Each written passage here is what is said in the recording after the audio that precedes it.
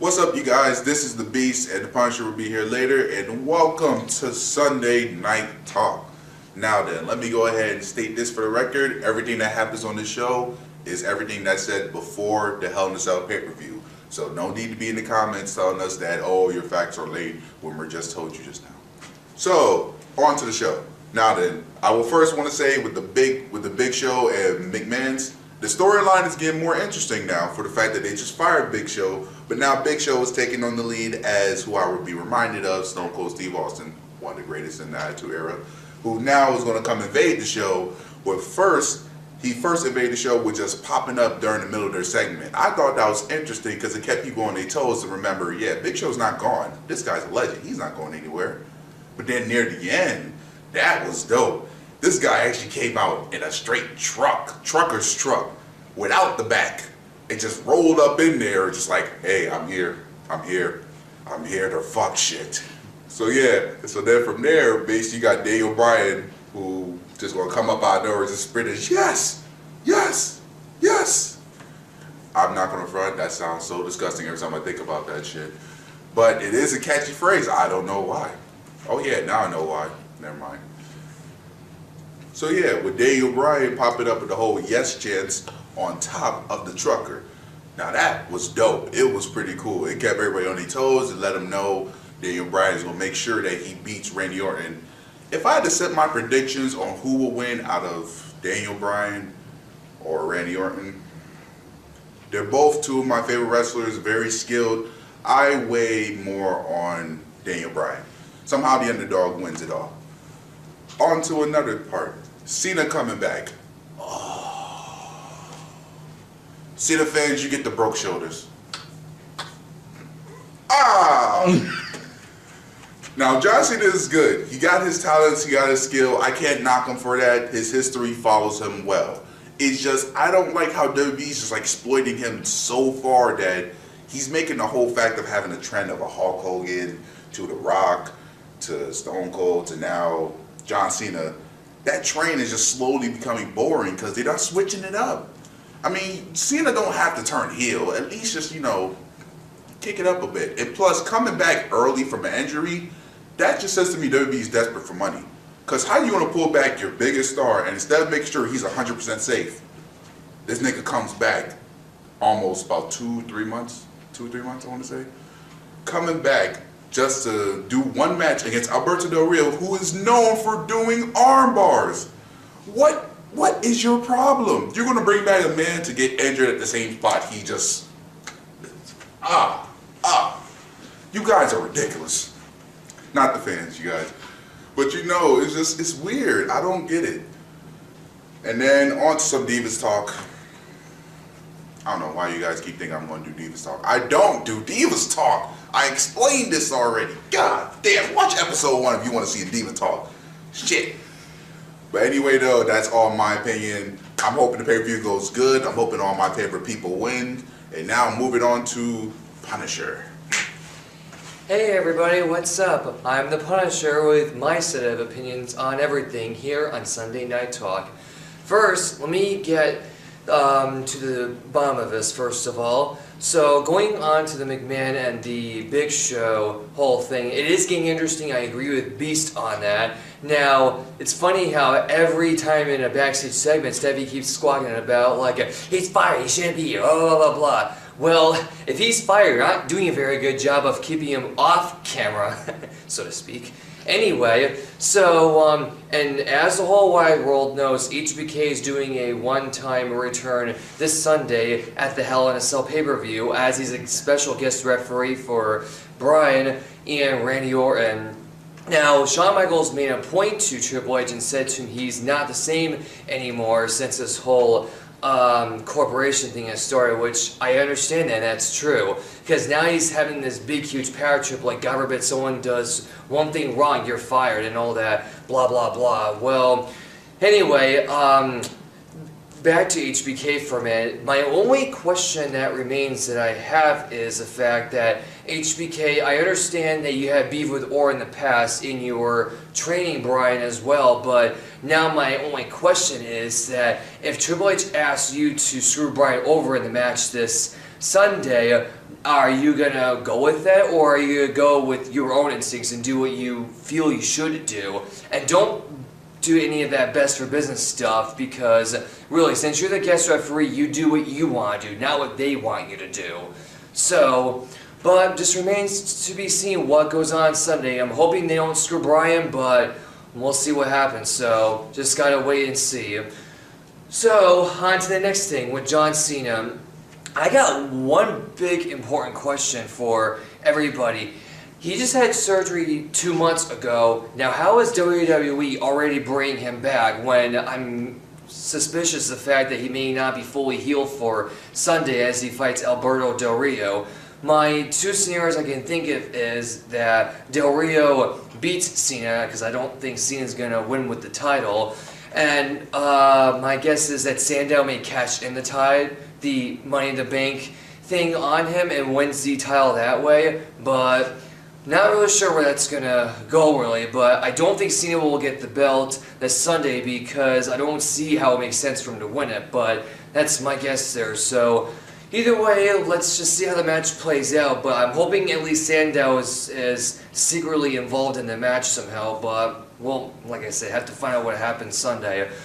So, but now the other thing I gotta ask you, WWE, is the fact that why is it almost like every time when Cena is supposed to be out for, a time he's told to be out for, he gets brought back so quickly? The same thing happened in 2008. He came back at the Rumble after he got injured in October of that year, and now this time he's out for 2 months and you're already bringing him back. Are you guys too heavily reliant on him for the ratings? Or is it the fact that you just need to keep the fluid going with the fans and everything?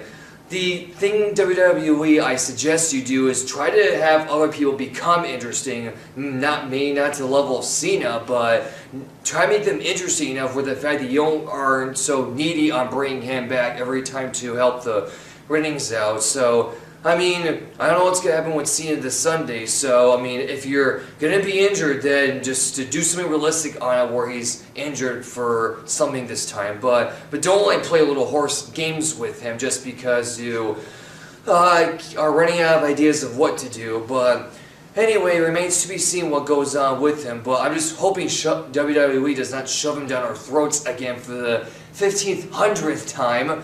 So, anyway, enough talk about that. A little bit of tag team talk here. That it's great that Cody Rhodes and Goldust finally got the tag team titles, but I really gotta complain about this. I'm sorry, but I really got to. The remix you guys made for these two on Monday night is just, it doesn't fit very well. First of all, Smoke and Mirrors is an earlier version of his song, and the Gold Lust song is from Full Metal, the album. I'm sorry, but you guys gotta flow that song better because it sounds very weird when you're hearing it on TV. So, but anyway, I'm glad the fact that they're pushing with the tag team division. They're bringing some tag team backs like Los Matadors, the Usos, the Shield, and all of them. I'm glad they're bringing that stuff back because now it's becoming more interesting. You guys should keep that going because tag teams were a big thing back in the late 90s, so you should keep at that pace.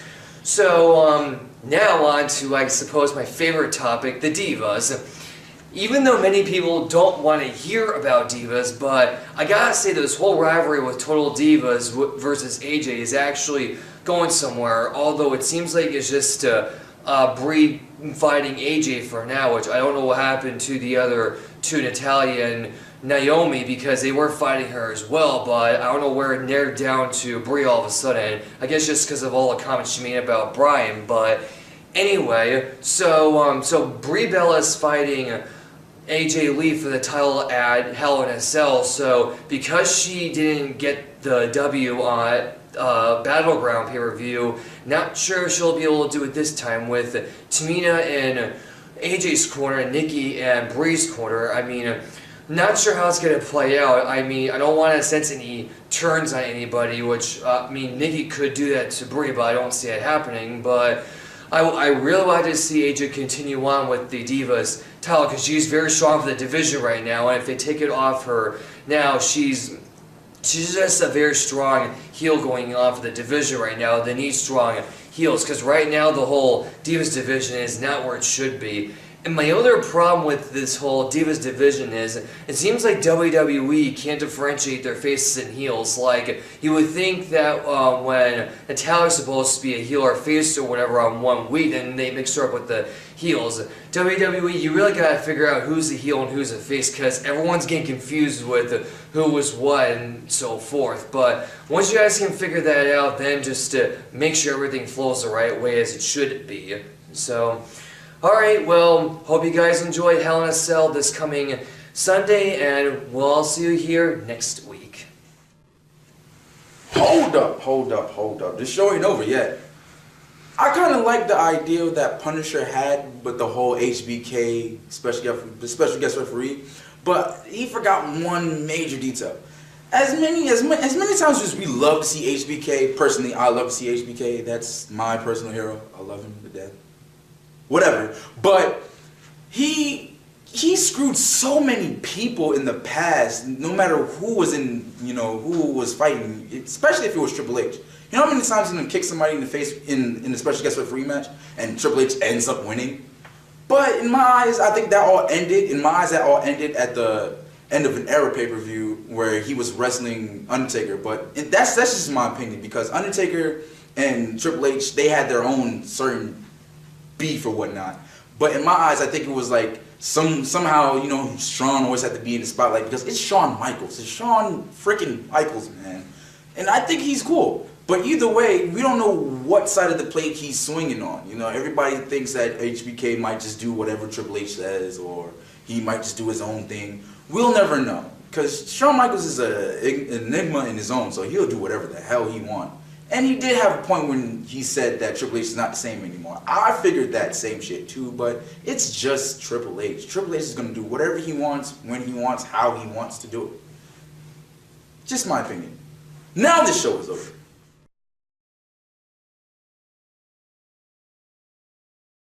Hey guys, thanks for having me on your show. Let's talk a little bit of wrestling, shall we? First off, The Authority. Love it. Love this angle. It's got good pace, good players, good storyline, long term. That's what we want. This is what's building. And if it lasts till WrestleMania, power to them. If they can keep the interest, I say win.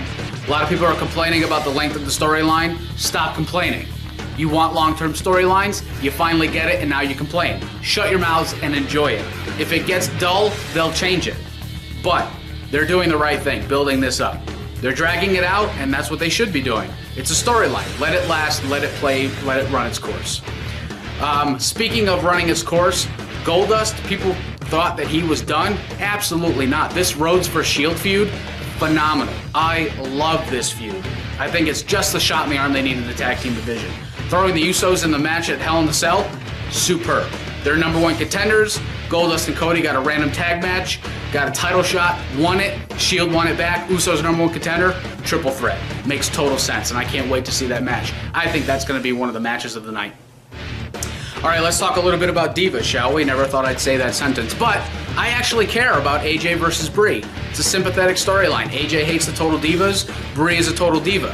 But the other element of Brie dating and about to marry Daniel Bryan throws another wrench in this plan. Really, really solid. Tamina versus Nikki on the outside, intriguing. Curious to see where they go with it. My hope is that AJ retains the belt, because I'm worried about what they're going to do after if she loses the belt. But Brie winning the Divas Championship and Daniel Bryan winning the WWE Championship, if that happens, walking out as double champion, makes total sense. Okay? They're a couple. It makes sense. Some people are going to disagree with me, and that's totally fine, but it does make sense. One of the things that I've really enjoyed over the last week is the emergence of Big E. I don't know why, but I like this guy. I like his theme song. I like him. What I don't like is his outfit, and I hope that changes now that he's face, but I like Big E. Giving him an Intercontinental title match, maybe rushing it a little bit, but it makes sense. He's been feuding with Heyman a little bit, going after a Heyman guy, gets the Intercontinental title on the pay-per-view. That's a win for me. I don't think he's going to win it, but I like it, and I'm hoping that Big E gets sort of a run here. Maybe not with the belt, but let's lead to that. All right, let's talk a little bit about controversy. Nothing says controversy like John Cena. He's coming back from injury early. Are you really surprised? Are you really that surprised that he's coming back early? I'm not. And what people need to understand is you may not like it, he's the guy, okay? He's Austin. If you go back and look at the Attitude Era and see how much Stone Cold was in our face, that's John Cena now. Very different attitude than Stone Cold, but that's the mentality behind his push. He's the guy. You can't deny his work ethic. I can't stand him, but I also respect the fact that he does everything. Media, movies, he's the face of the company, and he should be because he puts the work in. Do I like him as a wrestler? Absolutely not. But he's the guy. Don't think he should be going after the World Heavyweight title, and I don't think he should win it, but I wouldn't be surprised if he did. Maybe it's the shot in the arm the world title needs. Who knows? But you have to come to terms with the fact that Cena is the guy. Speaking of the man, HBK, calling it right down the middle, absolutely. He's going to do that. You can't turn HBK heel right now. He's not wrestling, okay? Heel HBK, they already tried that when he was the commissioner and all that other stuff that he did. It doesn't work. People want to cheer HBK, so let them. Have him go against Hunter. Not physically. I don't think HBK is going to wrestle, but having him thrown into the storyline, training Daniel Bryan, hating Randy Orton, best friends with Triple H, good monkey wrench into the story. Very, very well done. I'm very curious to see how it turns out on Sunday. All right, so let's talk a little bit about Hell in the Cell. Shaping up to be a really good card. Probably better than the last pay-per-view, which people wanted refunds for. I don't agree with that. Non-finish in the main event, it's wrestling. How can you get mad at wrestling? It's scripted. How can you get mad at it? Okay? And it's progressing the storyline. It makes sense if you really think about it. So those of you that are bitching about the non-finish, you need to reevaluate why you watch wrestling. Finally, I thought I'd throw my little twist in this show and talk about match of the week. I actually have a tie this week. After watching the main event of Raw and main event and SmackDown, I have a tie. Goldust versus Seth Rollins for main event and the 8-man tag from SmackDown. Both were excellent matches. Goldust is on the top of his game. The Shield, love them. Everybody else that's thrown into that, phenomenal. Very, very interested in the outcomes this Sunday.